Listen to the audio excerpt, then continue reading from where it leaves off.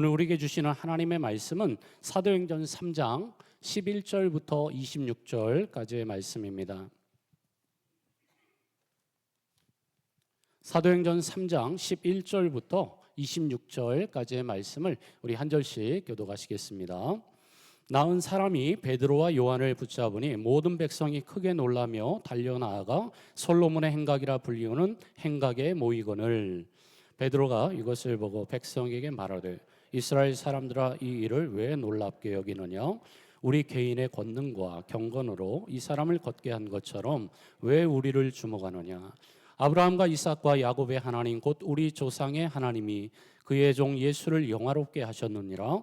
너희가 그를 넘겨주고 빌라도가 놓아주기로 결의한 것을 너희가 그 앞에서 거부하였으니 너희가 거룩하고 의로운 일을 거부하고 도리어 살인한 사람을 놓아주기를 구하여 생명의 주를 죽였도다.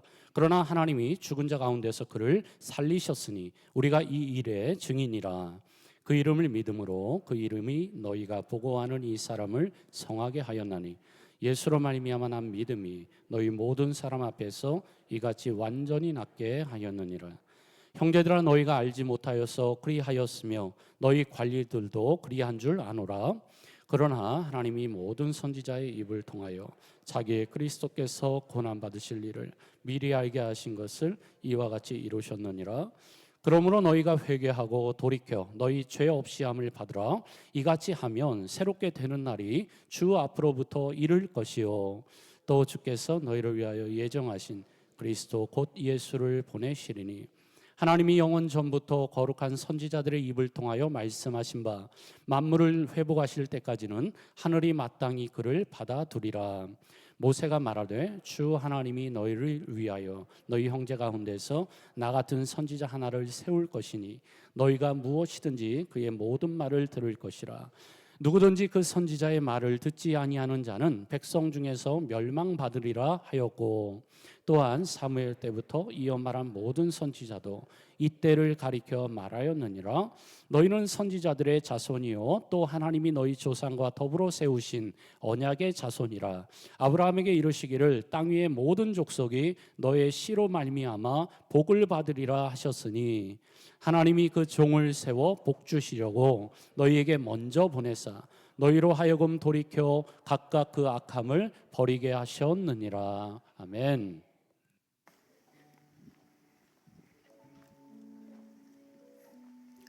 할렐루야. 우리 주 예수 그리스도의 은총이 오늘 예배로 오신 모든 분들에게 함께 하시길 간절히 축원합니다. 잘 오셨습니다. 잘 오셨죠? 정말 하나님을 만나는 것이 얼마나 복된 일이고 내 인생에 얼마나 복된 특권인지 모르겠습니다. 잘 오셨고요. 광고의 말씀을 좀 하나만 더 부연해서 말씀을 드립니다. 지난주에도 우리 부탁을 드렸듯이요. 8월 한 달은 우리가 전체적으로 마음을 모아서 전 교인들이 한 끼 이상씩 좀 금식하면서 기도하는 달로 정하고 나가려고 합니다.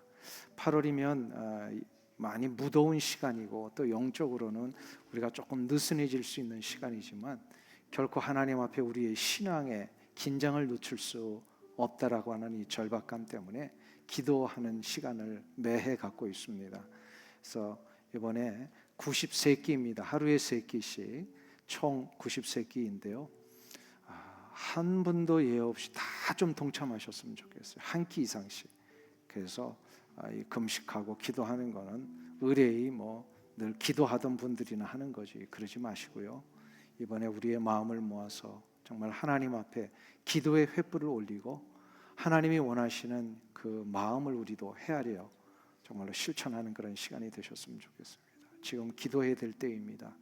나라를 위해서 또 미국을 위해서 또 절박한 우리의 자녀 세대들을 위하여서 그리고 여러분의 개인적인 어려움들을 이 시간 우리 기도하면서 금식을 통하여 하나님 앞에 올리시는 그래서 모두가 다 이 금식하는 데 한 끼 이상을 꼭 참여해 주시기를 간절히 부탁드립니다. 부탁드립니다. 이렇게 했는데도 가보시면 그 좀 비어 있어요. 좀 칸데 좀 가서 사인업 좀 해주세요. 해서 좀 같이 기도하자는 거니까 힘을 내서 기도해 주시길 부탁을 하고요. 오늘 감사한 것은 올해부터 함께 그동안은 이제 우리가 소그룹에서 협력하셨던 선교사님이신데 올해부터 교회가 협력 선교사님으로 함께 기도하고 나가는 베트남의 심치영 선교사님이 오셨습니다. 지난 한 해에 좀 몸이 안 좋으셔가지고 큰 수술도 받으시고 그런데 정말 하나님이 기적과 같이 이렇게 또 회복시키셔서 이제 선교 사역을 다시 감당하게 되셨는데요. 심치영 선교사님 잠깐 나오셔가지고 인사의 말씀과 기도의 제목 좀 나눠주시고 우리 함께 기도하는 시간 좀 갖도록 하겠습니다. 우리가 협력하는 선교사님 누구신지 잘 모르실 것 같아서 제가 잠깐 특별한 시간을 선교사님 가운데로 오셔. 가운데로 오셔서 잠깐 말씀 나눠주세요. 베트남에서 왔습니다. 심치형 선교사입니다. 오늘 이렇게 주일 예배 함께 우리 오렌지 한인교회에서 같이 드릴 수 있어서 기쁘게 생각하고 또 새로운 감동이 있습니다. 함께 오신 우리 선교사님 계십니다. 김진영 선교사님, 또 베트남에서 또 저와 함께 사역하고 있는 선교사님이십니다. 개인적으로는 참 감사하고 또 이 자리를 또 빌어서 우리 교회 앞에도 감사할 일이 있는 것은 작년에 제가 뇌출혈로 쓰러졌다가 또 베트남에서 1차 치료받고 한국 세브란스 와서 또 2차 치료를 거치고 안식년을 하면서 이제 회복되는 시간을 가졌습니다. 지난주까지 안식년 기간이었고 안식년 끝나는 첫 주일 이 첫날을 이렇게 우리 여러분들과 함께 또 이렇게 인사드리며 또 예배 드릴 수 있게 돼서 개인적으로는 무척 감사하고 또 제 마음에 또 다른 은혜로 이렇게 채워지는 그런 성령님의 충만하심을 느끼게 됩니다. 제가 중환자실에 있으면서 또 병실에 있으면서 지난 날들을 돌아보니 한 27년 동안 베트남에서 어떤 사역을 했나, 또 눈앞에 주님이 있어서 나를 부르실 것 같은데 이렇게 불러가시면 저는 현장에서 무엇을 했을까, 또 어떤 일로 또 하나님께 기쁨을 드리는 일이 있을까, 그런 생각이 들더라고요. 지내놓고 보니까 한 3가지 정도 일을 했던 것 같습니다. 첫 번째는 이제 베트남이 이제 공산화되어지고 다시 개방하고 막 발걸음하는 그 타이밍에 들어가서 현지 교회, 살아남은 교회 목사님들과 교회들과 함께 또 교제하면서 제가 들어간 이후에 또 다시 75년 이전에 있었던 교단이 또 복구가 되어지고 또 종교법인으로 활동을 하게 되어지고 그런 과정을 겪으면서 현지 교회와 함께 또 협력하고 선교사로서 할 수 있는 최선을 다해서 발걸음을 같이 하는 일들을 해온 것이 하나였습니다. 그리고 또 다른 하나가 있었는데 저희가 파송받아 나갈 때에 베트남이지만 베트남 메콩 델타에 있는 크메르족을 미전도 종족 입양식을 하고 그 크메르족 안에 아직 목회자도 또 자치 교회도 없는 그런 곳에 복음이 전가되어지고 그 가운데 현지인 리더십들이 세워지기까지 우리가 섬기겠다, 이런 서약을 하고 갔던 땅이 베트남이었고 또 기도의 제목이 크메르족이었습니다. 그런데 한 27년 지나고 나니까 현재 크메르족 목회자가 목사님 3가정, 신학생 1가정, 4가정이 크메르족 사역을 베트남 복음성의 교단 안에서 또 목회자가 되고 신학생이 되어서 사역을 하고 있고요. 이분들이 사역하고 있는 한 10개 정도의 처소와 교회들의 크메르족 신자들이 지금 양육이 되고 있었습니다. 그리고 3번째 제 사역에 또 흐름이 있다면 개인적으로 제가 GMS 파송 선교사고 저희 단체는 한 2,500명의 선교사로 한국에서는 제일 많이 선교사를 보낸 교단이잖아요. 그 교단의 선교사로 또 베트남을 갔는데 베트남, 캄보디아, 라오스 우리 지역 필드의 지역 대표로서 또 제가 2년 동안 섬긴 적이 있고 또 지난 2016년부터는 한 3년 동안 우리 GMS 선교 본부에서 또 선교국장으로 또 섬길 수가 있었습니다. 그러다 보니까 다시 이제 현장으로 돌아가서 필드의 사역 조정 코디네이터의 역할도 했었고 또 지나는 그런 사역들을 했었는데 이런 개인적 선교 리더십의 인도하심 따라서 여전히 제 가슴 속에 있는 것은 현장 선교사님들이 건강해야 되겠다. 그리고 현지에서 풀 수 있는 문제들은 또 선교사들의 스스로의 도움을 통해서 어려움 당하는 선교사님들 세워주는 일들을 해야 되겠다 하는 그런 일들에 지난 한 10여 년을 또 집중했던 것 같습니다. 이런 큰 세 가지 흐름에 따라서 제가 사역을 하다가 하나님이 이제 부르시는군요 앞에 서게 되었습니다.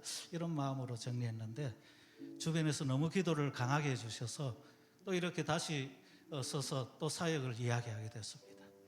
감사하고요. 그런데 다시 부르셨는데 어떻게 사역해야 될까 하는 고민을 하고 있는 중에 있고 기도하는 중에 있습니다. 생각나실 때 기도해 주시고요. 제가 오늘 이 오렌지 카운티 한인교회에서 예배를 드리면서 오기 전에 기름을 한다고 주유한다고 조금 돌아다녔는데 이 주변이 다 베트남이네요. 베트남 말이 있고 제가 아는 지명도 있고 이름도 있고 뭐 여기가 베트남 속에 이 한인교회 이게 무슨 의미 있을까 그런 생각을 해봤습니다. 아마 미국에 있는 교회 가운데 베트남을 가장 잘 이해할 수 있는 교회가 있다면 바로 이곳 이 교회구나 그런 생각을 잠시 했습니다. 제가 그동안 동산에서도 기도해 주시고 후원해 주시고 올 때마다 인사도 드리고 했지만 하나님은 그냥 불러가셨더라면 그냥 거기에서 끝났을 텐데 다시 이곳에 보내신 것은 그동안 제가 충분하게 베트남을 설명해 드리지 못하고 또 베트남의 소식을 전하지 못했던 이 게으름을 회개하게 시키기 위해서 하나님이 여기 세우셨다. 그런 작은 회개도 해봤습니다. 앞으로 계속 기도 제목 드리면서 조금 더 깊은 베트남의 이야기들과 또 이 베트남에 속해 있는 우리 한인교회 그것도 미국 땅에서 신앙생활 하시는 여러분들과 함께 베트남 선교를 위해서도 같이 동력하고 또 하나님 보시기에 아름다운 일들을 만들어 갔으면 좋겠습니다. 그만 인사드리겠습니다. 잠깐 쓰시죠. 우리 선교사님을 위해서 좀 기도하신데 첫 번째로 뇌출혈로 쓰러지시고 수술 받으신 후에 오늘 정말 공식적으로 처음 이렇게 또 단에 쓰시게 된 거 너무 감사하고 이제 그 다음 주에 이제 베트남으로 들어가시는데 사역 잘 감당할 수 있도록 은혜를 베풀어 주옵소서. 첫 번째로 기도해 주시고 지금 거의 한 30년 가까이 되셨죠? 28년 베트남에서 황병철 선교사님하고 선교가 동기이십니다. 그래서 우리 지금 파송 선교사님 엘살바도로 황병철 선교사님하고 같이 이렇게 선교사로서 같이 출발을 하셨는데 28년 동안 뿌린 그 복음의 씨앗 잘 열매 맺을 수 있도록 주님 도와주옵소서. 또 우리 교회가 이 땅에 정말로 베트남 많은 사람들이 있는 이 땅에 교회를 세워주신 이유가 있다면 함께 협력하라는 뜻으로 여기고 우리 함께 협력할 수 있게 하옵소서. 세 가지의 기도의 제목을 우리 함께 합심하여 좀 우리 축복하면서 우리 선교사님을 위해서 한번 손을 들고 축복하시고요. 같이 합심해 기도하고 제가 마무리 기도하겠습니다. 자비하신 아버지 하나님 은혜와 사랑을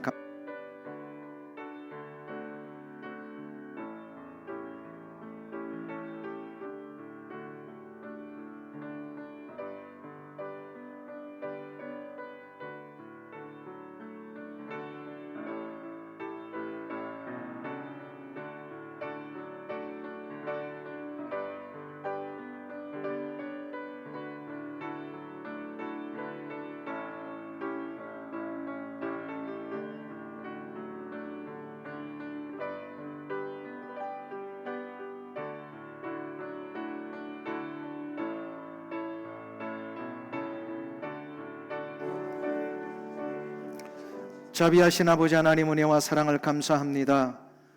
하나님께서 지금까지 사용하셨던 우리 심치영 선교사님을 하나님의 뜻한 바 계셔서 다시금 그 어려운 병 중에 일으켜 주시고 하나님의 거룩한 나라를 위해 다시 달려갈 수 있도록 세워주시니 감사를 드립니다. 하나님 육체의 강건함 주셔서 다시금 그 일로 인하여 어려움 당하지 아니하고 재발되지 아니하고 더욱더 영적으로 육적으로 강건하셔서 하나님의 부르심 앞에 순종하며 충성하는 주의 종 되게 하여 주옵소서. 28년 동안 뿌린 그 베트남의 모든 복음의 씨앗들이 정말 아름답고 복되게 열매 맺어가게 하시고 현재의 지도자들이 세워지게 하시고 교회들이 더욱더 확장되어가는 역사가 있게 하여 주시옵소서.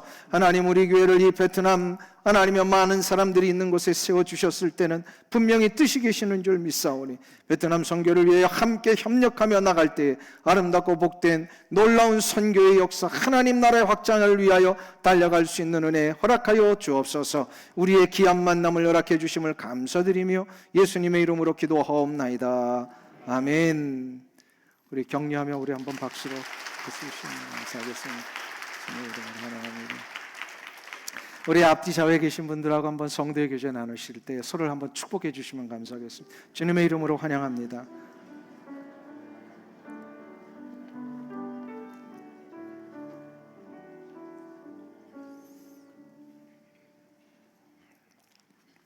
나면서부터 걷지 못했던 한 장애인이 사도 베드로와 요한이 선언한 예수 그리스도의 이름의 능력으로 일어나 걷게 된 이 기적, 이것은 초대교회에 허락하신 첫 번째 기적이었습니다. 사도행전에 많은 기적들이 나오고 많은 병고침의 역사가 있는데 그 첫 번째 병고침, 첫 번째 기적이 바로 이 나면서부터 장애를 가지고 있던 자가 일어난 기적이었습니다. 이 기적 때문에 주변에 있는 많은 사람들이 놀라움을 금치 못했거든요. 그런데 문제가 하나 일어났습니다.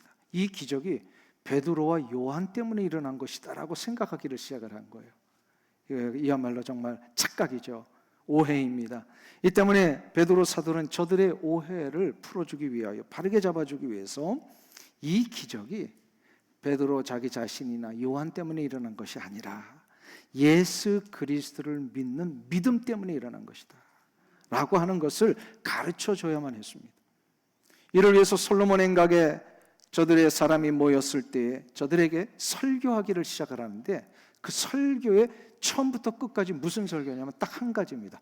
예수 그리스도에 대한 설교입니다. 사도행전에 많은 설교들이 나오는데요, 사도행전의 설교는 곧 전도였습니다. 초대교회 당시에 전도는 다 설교를 통하여 이루어졌어요. 그리고 그 설교의 핵심은 제가 한번 말씀드렸죠. 예수 그리스도에 대한 설교입니다. 예수님이 누구이신지, 예수님은 어떻게 오셨고, 예수님은 무엇을 하셨는지, 예수님 때문에 어떠한 일이 일어나는지에 대한 설교가 전부였어요. 다른 이야기를 안 했습니다. 21세기를 살고 있는 우리 이 시대에 성도들 포함해서 설교를 늘 생각하고 있는 저 같은 목회자들 뿐만 아니라 모든 신학자들도요, 이 부분에 대해서 정말로 심각하게 다시 한번 정리해야 합니다. 우리는 이 시대에 너무 타협을 하고 또 이 시대의 사주에 너무 맞추려고 하는 성향들이 있는데, 복음은 예수 그리스도가 복음이시고요, 그 복음을 전한다는 것은 예수 그리스도를 전하는 거예요. 그렇기 때문에 설교를 할 때에도요, 예수 그리스도를 설교해야만 그게 진짜 설교가 될 수 있는 거예요. 제가 수요일인가 한번 말씀드렸는데, 오해하시는 분들 가운데 어떤 분들이요, 설교를 교양 강좌나 도덕 강좌를 듣기 위하여 설교를 들으시는 분들이 우리 교회는 없습니다. 근데 가끔 저 바깥에 보면 그런 일들이 있어요. 근데 결코 교회에서 예배 시간에 드리는 우리의 예배나 설교는 교양 강좌가 아닙니다. 내가 하나님 앞에 어떠한 자로 서야 되는지를 내가 먼저 준비해서 영광의 예배를 올려드리고, 그 드리는 나에게 하나님이 부족하지만 목회자를 통하여서 그 말씀을 전해주실 때 하나님의 말씀으로 듣는 거예요. 근데 그 하나님의 말씀이 뭐냐? 바로 복음이에요.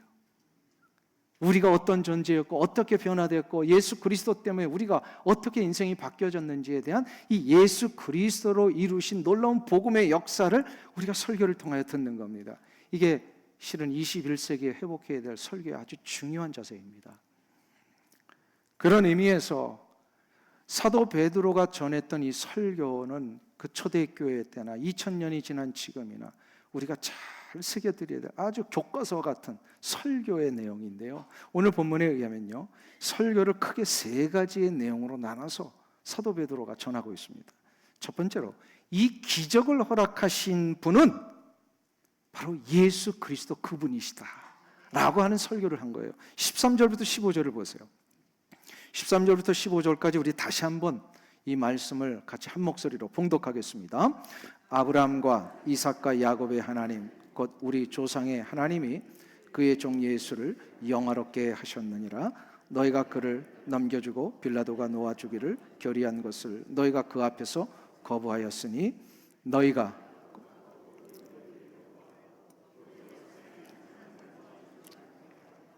생명의 주를 죽였도다. 그러나 하나님이 죽은 자 가운데서 그를 살리셨으니 우리가 이 일의 증인이라. 아멘. 사도 베드로는 이 석절에서요, 예수 그리스도가 바로 구약에서부터 예언되어지셨다가 약속대로 오신 메시아이심을 정확하게 전달을 하고 있습니다. 그 예수님이 메시아이시라는 것을 이 석절에서 각각 한 절씩 중요한 단어를 사용을 합니다. 혹시 뭔지 좀 찾아보실 수 있을까요? 13절의 9절에서 예수님이 메시아심을 보여주는 단어 하나 나옵니다. 뭘까요? 그냥 제가 말씀드릴게요. 그의 종.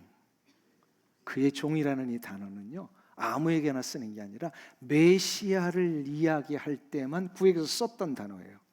14절에서는요, 거룩하고 의로운 이, 거룩과 의로우신 분은 메시아이신데 그분이 오실 것이다 라고 하는 이야기를 구약에서 할 때마다 이 단어를 썼었어요.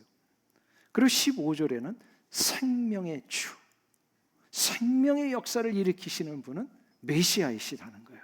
이 단어를 사도 베드로가 이 석절을 통하여서, 이 단어를 통하여 예수님이 바로 그 메시아이십니다, 이 단어에 걸맞는 분이십니다, 이렇게 이제 설교를 했거든요. 그러면 여기서 의문이 하나 들죠. 그러면 사도 베드로는 어떻게 이 단어가, 메시아라고 하는 단어가 어떻게 예수님에게 붙여질 수 있는 단어냐라는 것을 이 사도 베드로 어떻게 알았을까요?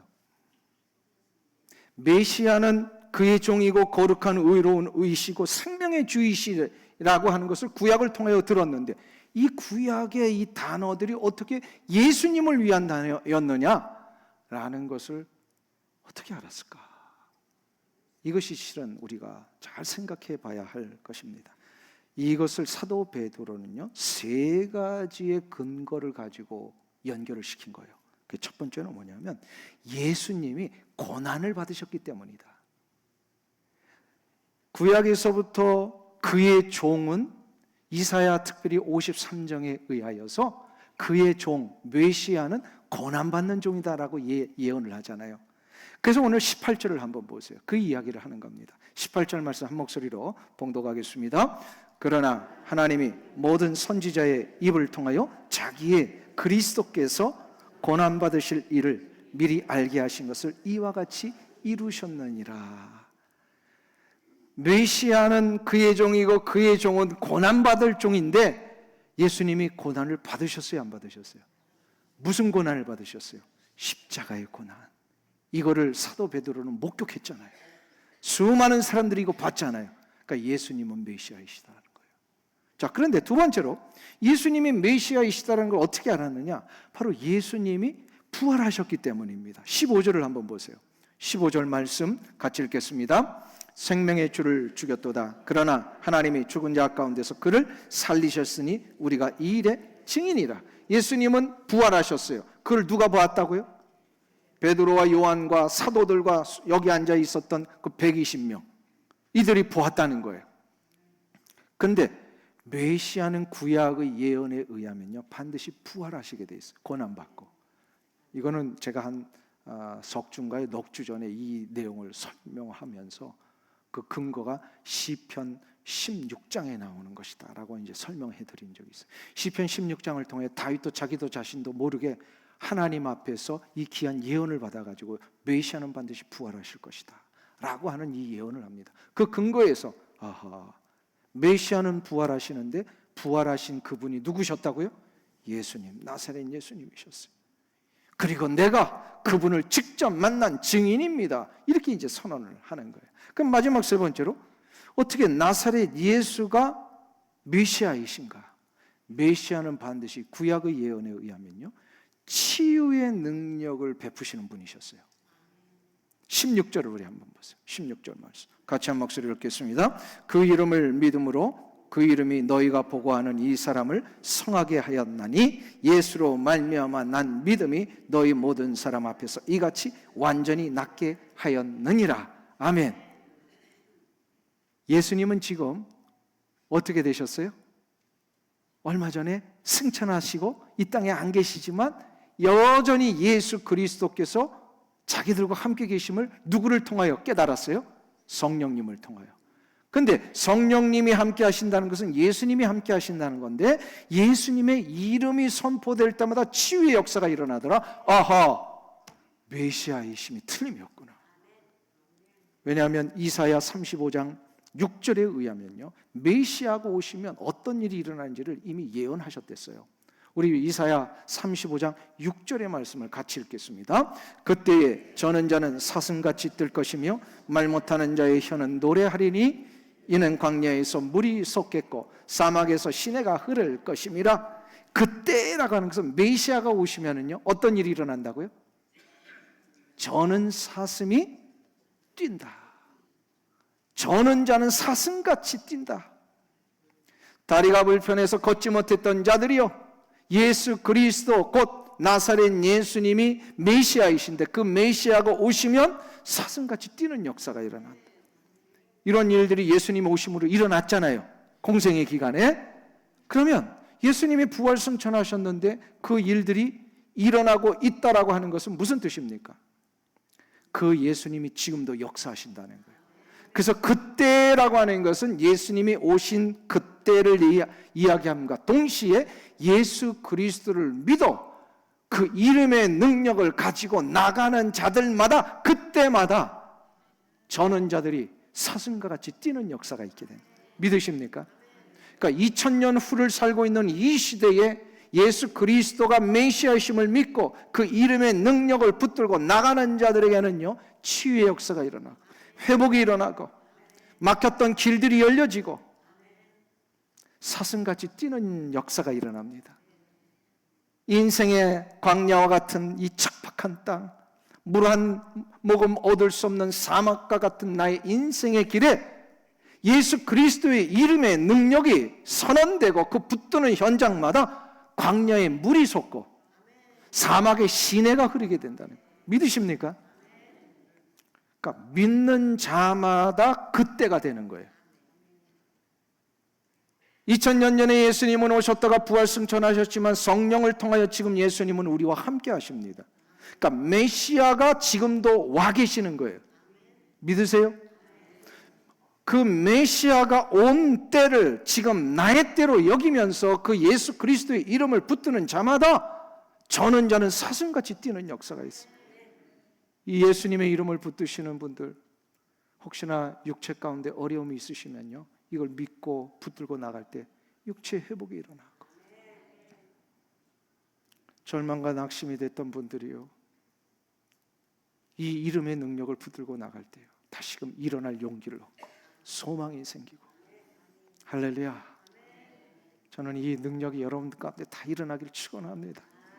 예수 이름의 능력을 붙드시는 분들마다. 이거는 2000년 전에만 해당되는 얘기가 아니라 그 메시아는 지금도 우리 가운데 와 계십니다. 그 이름을 붙드는 게 바로 그때예요. 그런 의미에서요, 우리 이사야 35장 6절을 다시 한번 선언했으면 좋겠어요. 같이 한 목소리로 읽겠습니다. 그때에 저는 자는 사슴같이 뜰 것이며 말 못하는 자의 혀는 노래하리니 이는 광야에서 물이 솟겠고 사막에서 시내가 흐를 것임이라. 아멘. 이 은혜가 있기를 축원합니다. 이걸 자꾸 우리는 선언해야 돼요. 나도 붙들고 다른 이들도 붙들게 선언해야 돼요. 근데 두 번째로 베드로는 어떤 설교를 했냐면, 메시아이신 예수 그리스도로부터 이 생명의 능력과 치유와 회복의 은총을 얻기 위해서는요, 예수 그리스도를 믿어야 된다. 믿어야 된다. 근데 예수님을 믿기 위해서는요, 제일 먼저 그 전에 해야 될 게 있어요. 그게 바로 죄에 대한 회개를 먼저 하라. 죄에 대해서 회개를 먼저 해야 돼요. 무리들이 지금 이 설교를 들으면서 사도 베드로는 예수 그리스도가 누구신지를 선언하고 메시아이심을 가르쳐 준 후에 이 예수님을 믿기 위하여 여러분의 삶 속에 이 메시아가 여러분의 치유와 해방을 이루시는 것을 정말 얻기 원한다면 예수를 믿으십시오 하는 건데, 예수를 믿기 위해서는요, 회개해야 된다라고 얘기를 합니다. 이 무리들에게 그래서 회개해야 될 죄의 목이 무엇인지를 세 가지로 가르쳐 줍니다. 우리 그 13절부터 14절에 보면요, 그 죄가 뭔지를 세 가지로 나눠서 이렇게 베드로가 설명을 해요. 그러니까 우리 다시 한번 보세요. 거기 보시면 같이 한 목소리를 읽겠습니다. 아브라함과 이삭과 야곱의 하나님,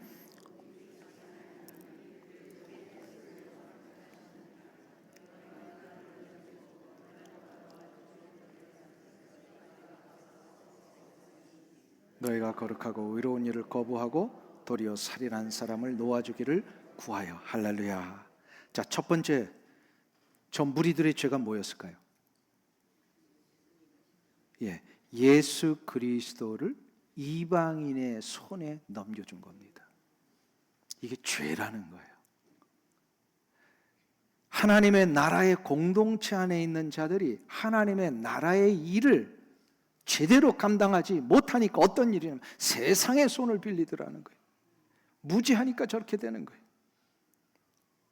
우리 이 시대의 교회들 가운데요, 우리 교회 얘기 아니니까 오해하지 마세요. 교회들 가운데 교회에서 문제 해결이 안 되니까요, 세상의 법정부터 자꾸 찾아가는 사람들이 있어요. 이게 얼마나 어리석고 무지한 일인지 몰라요. 그러지 말고 공동체에서는요, 공동체가 기도하면서 하나님 앞에 이 문제를 해결하기 위해 나가야 되는데 자꾸 이방인 손에 이걸 맡기려고 하는 이 어리석음들이 있단 말이에요. 그러면 안 돼요. 특별히 예수 그리스도가 누구이신지를 모르니까 이 무지한 자들이요, 이 예수님을 빌라도의 손에 맡겨버렸다. 이게 지금 죄라는 거예요, 지금 사도 베드로가. 근데 두 번째로, 근데 빌라도가 조금 합리적으로 이렇게 생각을 했던 것 같아요. 가만 보니까 이들이 데리고 온 예수라고 하는 이 사람이 가만 보니까 무죄거든요. 죄가 없거든요. 그래서 석방하려고 했어요. 근데 이거를 누가 반대했어요? 그 무리들이 반대를 했어요. 이게 두 번째 죄예요. 근데 세 번째 죄가 있어요. 이제 6월절 절기만 되면은 전통적으로 죄수를 하나 이제 풀어주는 그런 관례에 따라 빌라도가 예수님을 풀어주려고 그랬어요. 그런데 누가 이거를 반대하고 대신 누구를 풀어달라고 그래요? 무리들이요? 살인자? 정말로 악독한 죄를 저질렀던 바라바를 석방해달라고 합니다. 이게 세 번째 죄예요. 베드로 사도가 지금 솔로몬 행각에 모여있는 수많은 백성들, 한 5천 명이 넘었던 것 같아요. 이들에게 설교를 하면서 너희들의 죄가 과연 뭔지는 알고 있느냐? 그러면서 17절에 이 문제를 해결하는 방법을 가르쳐 줍니다. 우리 17절 말씀을 한번 보겠습니다. 같이 봉독합니다. 형제들아, 너희가 알지 못하여 그리하였으며 너희 관리들도 그리한 줄 아노라. 알지 못했기 때문에 이렇게 된 거예요. 알지 못했다라고 하는 것은 영적인 무지함에 빠져 있다라는 겁니다. 영적인 무지함에 빠져 있으면요, 죄를 지어도 그 죄가 죄인지를 모르는 거예요. 눈이 가려져 있으니까요, 자신이 하는 행동, 자신이 품은 뜻, 자신이 하는 모든 결정이 오직 자기의 내면 속에 있는 탐욕과 이기심의 근거에서만 이루어지니까 이게 죄인지도 모르고 그냥 그것을 위하여 막 달려가는 사람들이 얼마나 많은지 몰라요. 눈이 가려져 있으면요, 생명의 역사를 이루는 방법을 알지 못하니까 세상 사람들의 기준을 자꾸 빌리는 거예요. 그래서 빌라도의 손을 빌려가지고 이 문제를 해결하려고 했던 이 죄가 있었던 거예요. 눈이 가려져 있으니까 세상의 기준과 세상의 가치를 자꾸 추구해 나갑니다. 영적으로 어두워져 있으면 자기가 하는 말이 죄된 말인지도 모르고 막 뱉는 사람들이 있어요. 그런데 우리 하나님께서 분명히 잠언을 통하여서 말씀하셨고 성경에서 여러 번 말씀을 하셨어요. 하나님의 자녀들에게는 말의 권세를 주셨다고 그랬어요. 말하는 그대로 되는 거예요. 그러니까 죄된 말을 하면 그 죄된 역사들을 자꾸 일으키게 돼 있어요. 내가 하는 말이 이게 죄된 말인지도 모르고 하는 사람들이, 그래서 이 분별력을 찾아야 되는데 이거를 모르고 있단 말이에요. 생명의 말을 하는 자에게는 생명의 역사가 일어나고, 사람이 그 하는 말에 입술의 열매를 먹고 살게 하신다라고 하나님이 그 정해 놓으신 거거든요. 이게 하나님의 법이에요. 이게 정해 놓으셨어요. 그래서 우리 말 잘하셔야 돼요. 누군가를 저주하잖아요. 그러면 저주가 그 사람한테 일어나는 게 아니라 저주의 역사가 내가 나중에 먹게 되는 거예요. 이거 모르셨구나. 말이 얼마나 무서운 것인지 몰라요. 이게 성경에서 하나님이 그 정해 놓으신 거예요. 우리는 무슨 말을 해야 돼요? 생명의 말, 살리는 말, 회복시키는 말. 그게 다 우리가 먹는 거예요. 열매로. 근데 영적인 분별력을 잃어버리면 내가 하는 말이 이게 죄인지 생명의 말인지를 몰라요. 그래서 사도 베드로가 이게 너무 안타까워가지고 이 문제에서 빨리 해결받아야 된다. 빨리 빠져나와야 된다.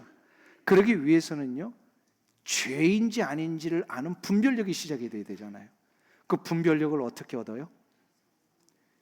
참 진리인 말씀을 들어야만 그게 분별력을 얻게 됩니다. 그래서 말씀을 들어야 돼요. 말씀이 그의 인생 속에 들어가야 돼요. 참이 무엇인지를 알아야 거짓이 무엇인지를 분별할 수 있기 때문입니다. 사도 베드로는 저들이 했던 행동과 결정과 모든 생각들 다 죄라고 가르쳐주면서, 그러니까 말씀으로 이것이 죄였다라고 가르쳐줬죠. 그리고 나서 그 죄임을 깨닫는 자들은 이제 결단해라. 회개입니다. 이것이 죄라고 알았다면 회개하라는 거예요. 19절을 한번 보세요. 19절 말씀 같이 한 목소리로 봉독하겠습니다. 그러므로 너희가 회개하고 돌이켜 너희 죄 없이 함을 받으라. 이같이 하면 새롭게 되는 날이 주 앞으로부터 이를 것이요. 할렐루야. 한 인생이 다시금 사는 길이 바로 회개에 있다는 거예요. 여기서 새롭게 되는 날이 온다. 회개하면 새롭게 되는 날이 온다. 회개하지 않으면요, 분별력이 없어서 회개하지 않고 이게 죄인지도 모르고 그대로 가면요, 그 인생은 결국 무너지거든요. 그런데 무너져가는 인생이었을지라도, 한없이 나락으로 떨어져 가고 있는 상황이었지라도 분별력이 생겨서 그 즉시로 회개하고 돌이키면 어떤 일이냐면 새롭게 되는 날이 온다. 새롭게 되는 날이 뭐냐면요, 원어적으로 보면요, 정확하게 위로 숨을 쉰다는 뜻이에요. 하늘로 숨을 쉬는 거예요.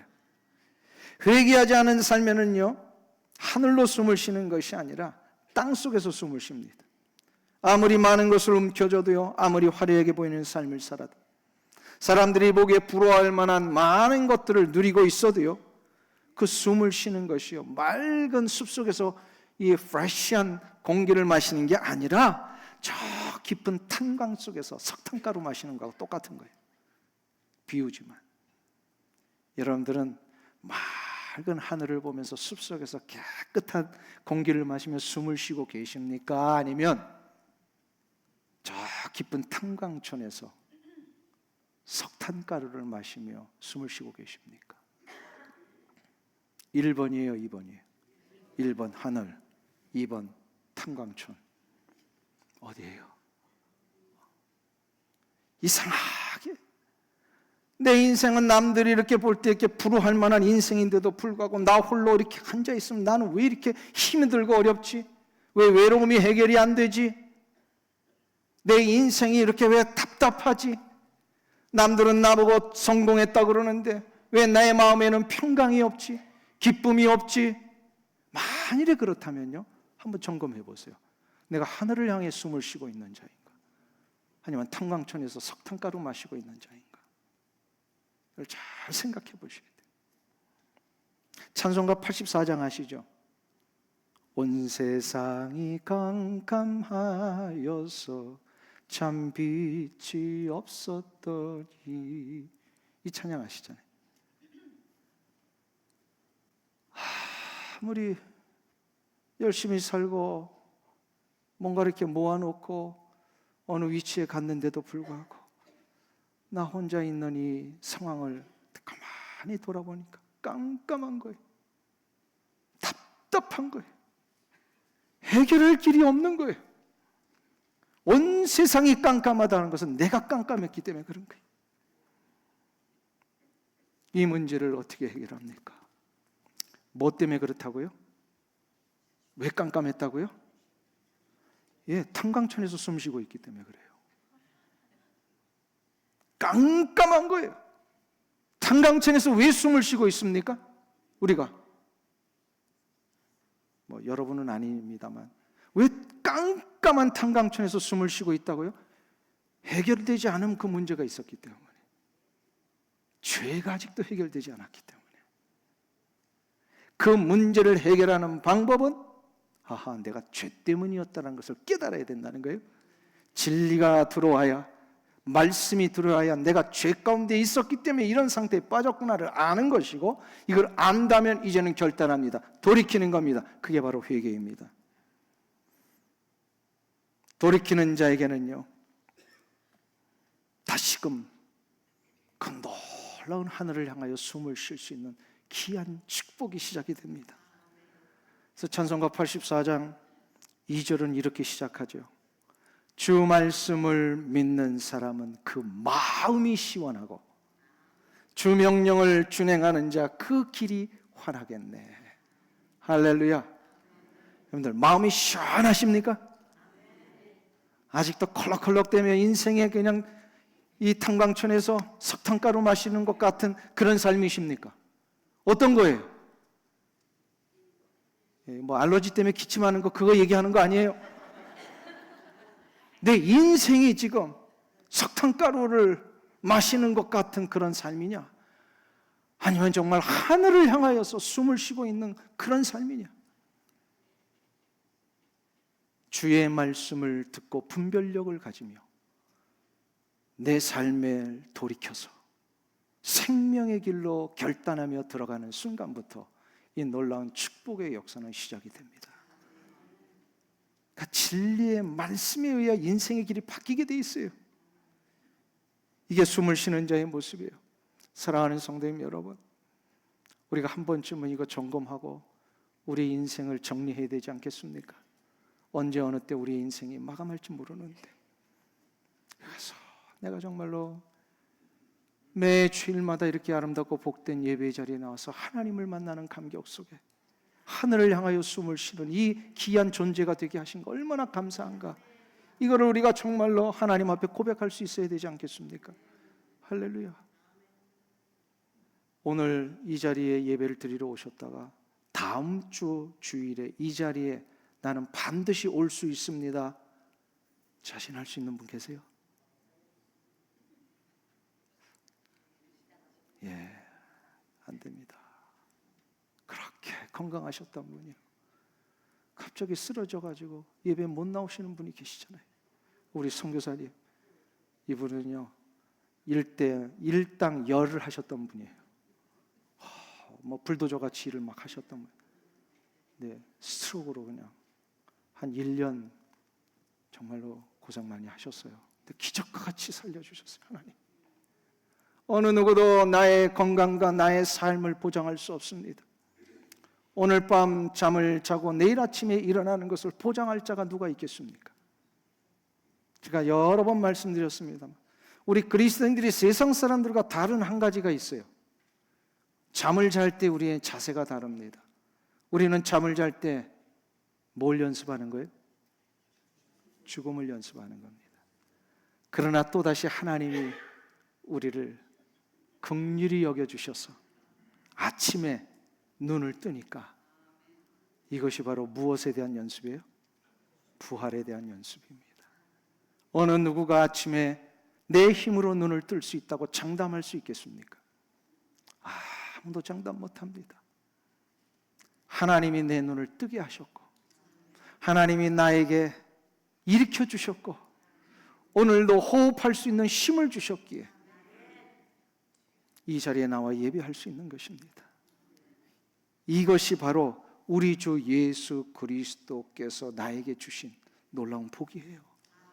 치유하시는 복, 치유의 역사를 이루시는 복.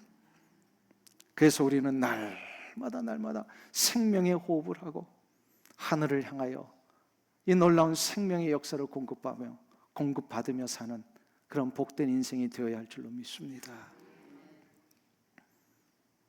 근데 세 번째로 사도 베드로는 아주 중요한 또한 한 가지를 더 설교를 합니다. 뭐냐면 예수 그리스도를 통해서 하나님이 우리 모든 인생들을 향하여 원래 의도하셨던 뜻을 이루어내셨다라는 거예요.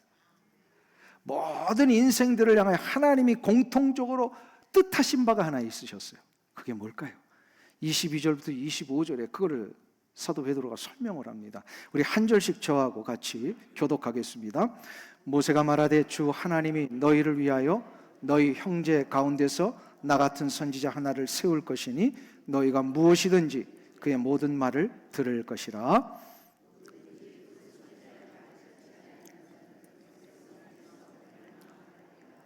또한 사무엘 때부터 이어 말한 모든 선지자도 이때를 가리켜 말하였느니라.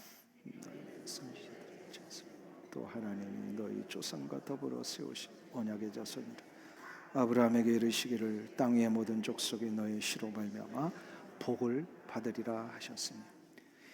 22절부터 25절까지 사도 베드로가 세 명의 선지자의 이름을 언급을 합니다. 누구가 나왔죠? 금방 읽었는데 세 분 누구 선지자예요? 첫 번째 사도 베드로의 순서대로 첫 번째 모세, 두 번째 사무엘, 세 번째 아브라함, 이렇게 순서적으로 얘기를 했어요. 근데 조금 이상하지 않습니까? 구약의 성경의 역사적인 순서에 의하면 누가 제일 먼저 나와야 돼요? 아브라함이 제일 먼저 나왔는데 이 순서를 바꿨다라고 하는 것은 사도 베드로가 지금 이 설교 속에 자신이 의도적으로 신학적인 해석을 했다는 거예요. 성경의 원래 순서는 아브라함이 먼저 나오고 모세가 나중에 나오는데 아브라함에게는 뭘 약속을 하셨어요? 복을 약속을 하셨어요. 모세에게는 뭘 쥐어주셨어요? 이 말씀을 듣지 않으면 멸망할 것이다 라고 하는 엄격한 법의 기준을 주셨어요. 그런데 사도 베드로가 이 순서를 바꾸었다라고 하는 것은 왜 그런 의도를 가지고 바꾸었을까요? 이건 하나님이 우리 인생을 향하여 진짜 원하시는 본심이 무엇인지를 가르쳐주기 위함입니다. 하나님은 엄격한 잣대인 법을 가지고 여기에 합격하면 오케이, 합격 못하면 너는 끝이야. 그래서 멸망시키는 것이 하나님의 본심이 아니시라. 결국은 하나님은 우리를 다 살려내시는 게 본심이라는. 근데 누구를 통하여서? 예수 그리스도를 통하여. 그래서 하나님께서는 엄격한 법의 잣대를 통하여 참 진리와 거짓이 무엇인지를 가르쳐 주셨지만 인생들이 이거를 제대로 지킬 수 있는 자들이 없다는 걸 너무나도 잘 아셨기 때문에 우리에게 그것을 맡기지 아니하시고 하나님이 이거를 해결해 주신 거예요. 그래서 바로 예수 그리스도의 십자가의 은혜를 믿는 자마다 그 누구든지 멸망하지 아니하고 영생을 얻게 하려 하십니다. 모세의 법과 그 율법에 의하는 다 멸망받을 인생이었는데 어느 누구도 거기에 헤어나올 자 없는데 저를 비롯하여 여러분도 어느 누구도 어떤 인간도 하나님의 이 놀라우신 법의 기준 속에 합격할 수 있는 자가 없었는데 다 합격시켜 주신 거예요. 누구로? 예수 그리스도로. 그게 바로 아브라함을 통하여 복을 주시겠다라는 약속입니다. 사랑하는 성도님 여러분, 하나님은 우리가 멸망하기를 원하시는 분이 아니시라 우리에게 복을 주셔서 날마다 주님과 영원토록 교제하며 영원한 삶을 살기를 원하십니다. 그렇기 때문에 우리의 생명이 당장 끝나지 아니하고 매일매일마다 연장되고 있다면, 그래서 우리의 삶이 소망 가운데 살고 있다면 이것이 바로 복을 누리고 있는 증거입니다. 여러분들이 지금 복 받고 있는 거예요.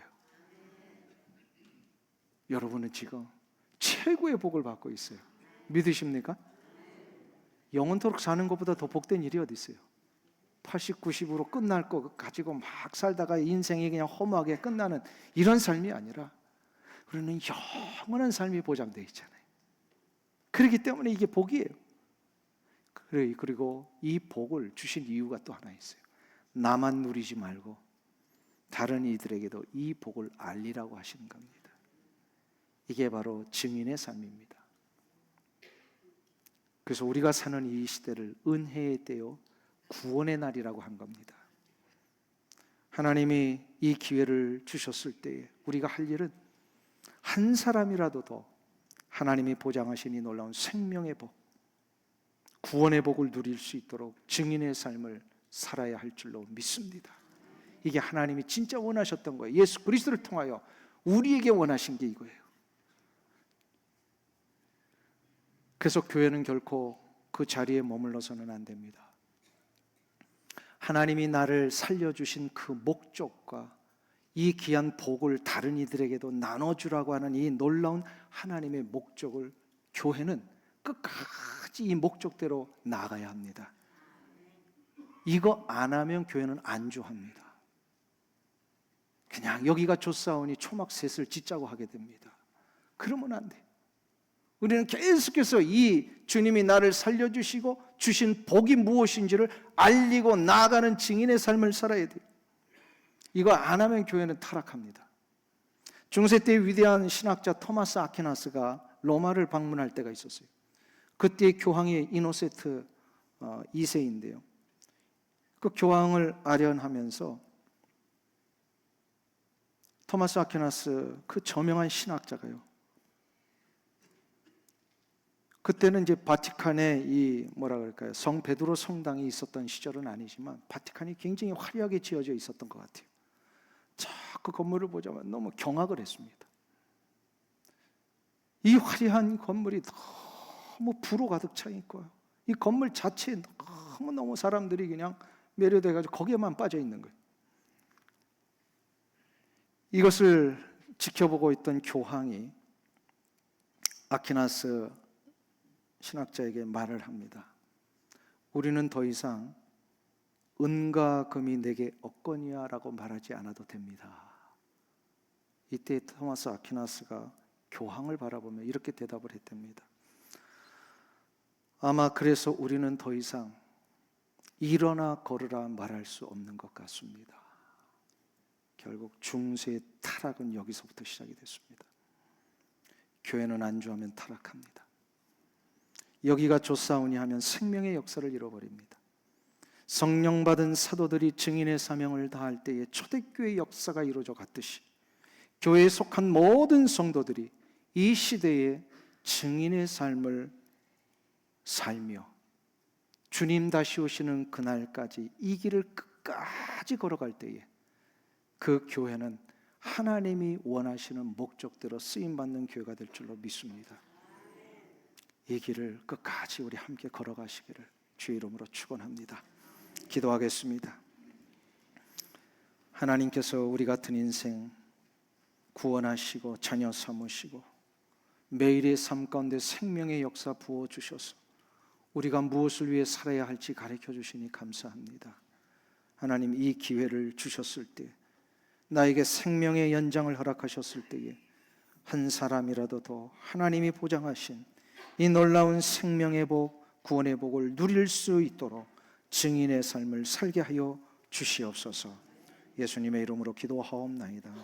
아멘.